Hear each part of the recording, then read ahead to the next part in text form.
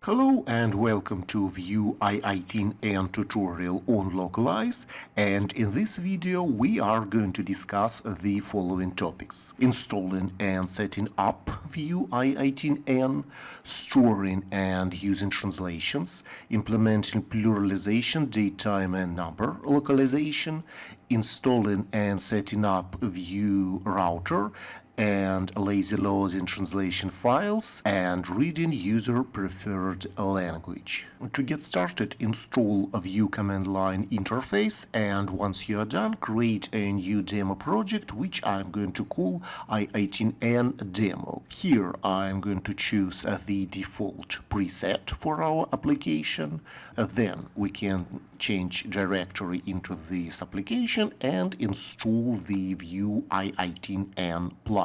Then we will be asked some questions regarding the project setup, and I've provided the following answers. So the locale is English, the fallback locale is Russian, the directory to store messages is locales, and do not enable messages in single file components. And then after installing the plugin, the following operations will be performed. So a new file Vue config.js will be created. So this file contains general settings. Then an env file will be created. We will return to this file later. Also an i18n.js file will be created, and this file imports the necessary modules and does the initial setup of our plugin. Then the main.js file will be tweaked to add i18n functionality to the app. Then a Lokalise directory will be created, and it is going to contain two JSON files which are going to host our translations. Start by opening in JSON file and provide a new translation under the main welcome key and say hello from company. There are a few things to note here. So we are storing our translations in simple JSON files, and these keys will be used in our code and automatically substituted with a proper value based on the chosen language. Also note that keys can be nested, and translations support interpolation. So here this company part is a placeholder, and it is going to be replaced with the actual company name as provided in our code. So now we can also add Russian translations to our JSON file, and then proceed to app Vue file and use our new translation here. Remove the sample content here. Also remove the import, because we will not require the hello world component. Remove the file with this component, and also remove hello world from the list of the components.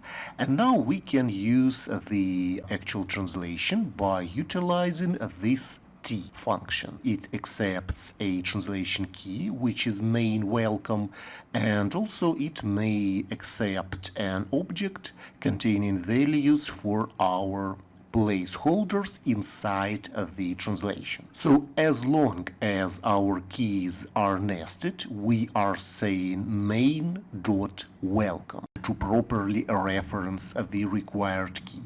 And as long as our placeholder is named company, we should use the company here as well. Now let's boot our server and open our web browser, where we may proceed to localhost 8080 and make sure that everything is working just fine. Also, to make sure that Russian translation is working as well, you can open i18n file and replace locale with just Russian. Then reload the page and you will see that Russian translation is displayed as well. Next, let's add an ability to switch the locales, and for that we are going to create a new component that is called Locale Switcher, and it is going to handle the switching logic. So this component is going to be represented with an unordered list, and each item in this list is going to be a locale. So we are going to use the for cycle and display each supported locale, and once the locale is clicked, the switch locale is going to trigger. Let's provide a list of supported locales inside the env file. And then let's return to Locale Switcher and provide the data. And the data will return the supported locales. And lastly, we can code a switch locale method, which is going to accept a chosen locale. And if the chosen locale is not equal to the currently set one, we are going to perform the actual switch. Also, we can make our list elements look more like links by providing some scoped styles. Now add the Locale Switcher to app Vue file, add it to the list of components, and don't forget to import it properly. Then once you are done, you can return to your browser and make sure that the switcher is working just fine. Now let's see how to work with pluralization. To do that, create a new message key, and as for the translation, cover all possible cases. So that is, we have no messages, there is one message, or there are many messages. But as for the Russian, rules are quite more complex, and well, here we need to provide 4 different cases. But the problem is that Vue i18n does not support this pluralization out of the box. So it supports simple rules like English pluralization rules, but not Russian. But luckily it is possible to add this feature manually by using this code sample from the official docs, and just place this code sample inside i18n.js file. Next, to actually use the pluralized translation, you utilize tc function, provide the translation key and the actual count, the actual number that is going to be used to properly pluralize your message. Now let's localize date and time.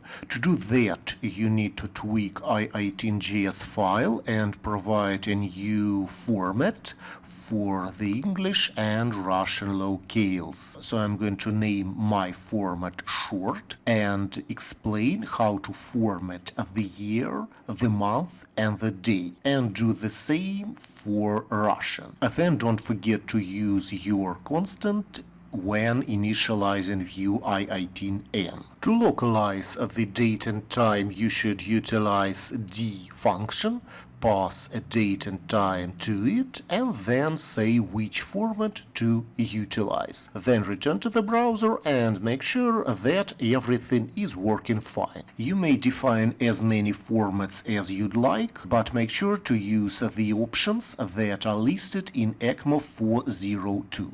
To localize currencies, you should utilize the same approach. Define new number formats and provide currency style for English by using USD as currency, and for Russian by using rubles as a currency. Then just add number formats to new Vue i18n, then return to app Vue file and utilize an n function which accepts a number and the name of your format. And as you can see, our currencies are formatted just fine. Now I would like to install Vue Router so that the chosen locale is persisted in URL. You are going to be asked whether to enable history mode and answer yes. Then return to app view file and replace the sample contents with our Locale Switcher and with a new component that is called main menu. Main menu is going to contain two router links leading to home and about pages respectively. These links are translated, so don't forget to add translations. So the English translation and the Russian translation. The home page is going to contain the translated messages, whereas the about page is going to present a welcoming message, so don't forget to provide the proper translation. Next, open the router index.js file and replace its contents with the following. Specifically, we are creating a new helper function that is going to load the proper view.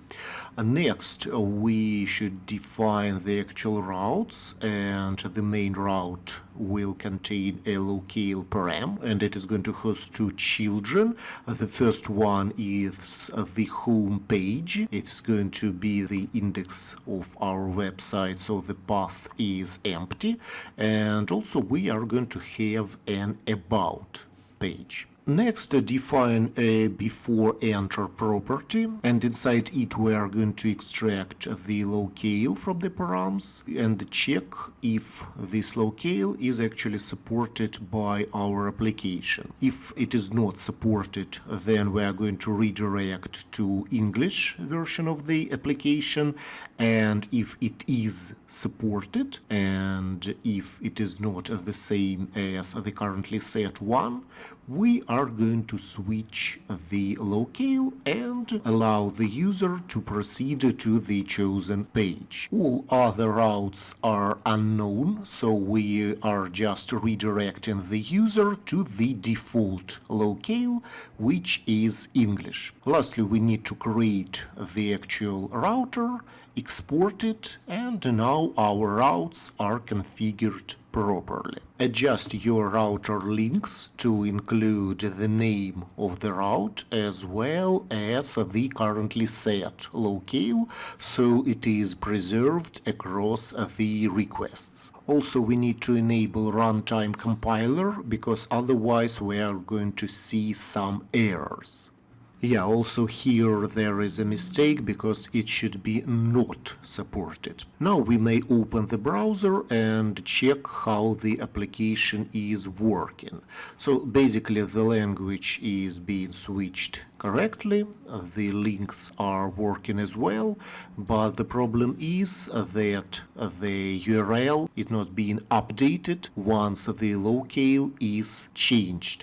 Therefore, let's fix that as well. To achieve that, tweak the switch locale method and, well, resolve the route using the chosen locale, and then simply use the push function that is going to update the URL to a new one. Next, I would like to implement an ability to lazy load translation files once the locale is being switched, because loading all translations for all languages is usually an overkill. And to achieve that, we are going to create a new plugin that is called Translation. Inside this plugin, let's define a trans constant. It is going to present getters to read the default locale, the supported locales, and the currently set locale, and also it is going to present one setter to change the current locale. Next, I would like to define a change locale method, which is going to check whether the locale is supported or not. If it is not supported, then we are just going to reject with an error. If the chosen locale is the same as the currently set one, we are just going to resolve the promise with the same locale, and otherwise we are going to load the translation file for the chosen locale, fetch the translation messages, and pass them to Vue i18n library. And as the last step, we are going to actually set the locale everywhere. Next, define a method to check if the locale is supported or not. It is going to utilize our getter, and also provide a method to load a translation file, which is going to simply import the proper JSON file. Set locale in services is going to override the current locale as well as adjust the lang attribute on the HTML tag. Also, I would like to add a special method that is going to be utilized in our routing, and this method is going to be called route middleware, which is going to be quite similar to what we have in our routing at the moment, but it is going to use our new translation plugin. Lastly, let's introduce a method to generate localized routes. So it is going to accept the route name, return this route name, and add a locale as param. The next step is to update our i18n JS file, because we would like to take advantage of the new translation plugin.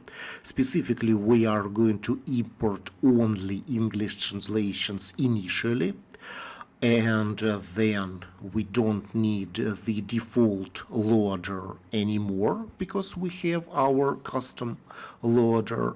And also make sure to update the messages property to include only English translations initially, because English is our default locale. Next, adjust main.js file to import the i18n module properly.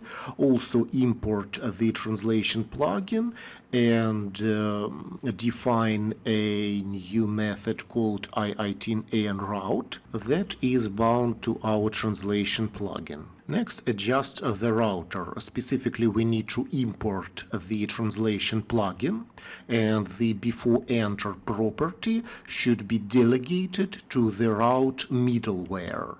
Also, inside the redirect method, we may use the default locale.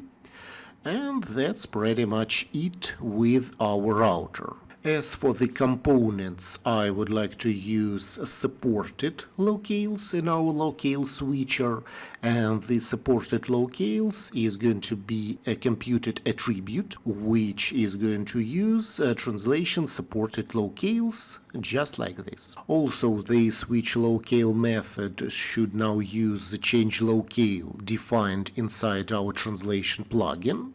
And so once the locale is actually changed, we can push new location to our browser history. As for the main menu, we can utilize our i18 route function that is going to generate localized routes properly, and we need to simply provide the name of the route to generate. There is one simple mistake, because it should be includes, not just include, so make sure to update that. Next, you can proceed to the application and see how it is working now. As you can see, everything is being localized properly, and the language is being switched just fine. The very last thing to do is to read the user's preferred language, because usually browsers send the preferred language in the request. And to get started, I would like to install Actions library, which is going to be used to work with the headers. Next, you may import this module inside your translation plugin, and then define a new method called getUserSupportedLocale, which is going to get the user's locale and check if this locale is supported or not. So first of all, we are going to check if the full locale is supported, and well, if it's not supported, we will try to strip out the ISO code from the locale and check if that version of the locale is supported. If neither locales are supported, we are just going to return the default one. Also, let's implement the getUserLocale method. It is going to read the language from the window navigator, and if the language cannot be read, then we are returning the default locale. Also, we are constructing an object containing full locale and the locale without the ISO code. Also, make sure to adjust the route middleware method, because here we can now say get user supported locale instead of just default locale. And lastly, we need to update the set locale in services method and use actions here to provide the accept language header. And so, having this in place, everything should be working just great. The preferred locale is now read. The translation files are being loaded in lazy mode, and the locale can be switched just fine. Please note that the source code for this video can be found at GitHub, and also the textual version can be found at our blog, so make sure to browse it, and if you have any further questions, don't hesitate to ask it. That's all for today. I thank you for staying with me, and see you really soon.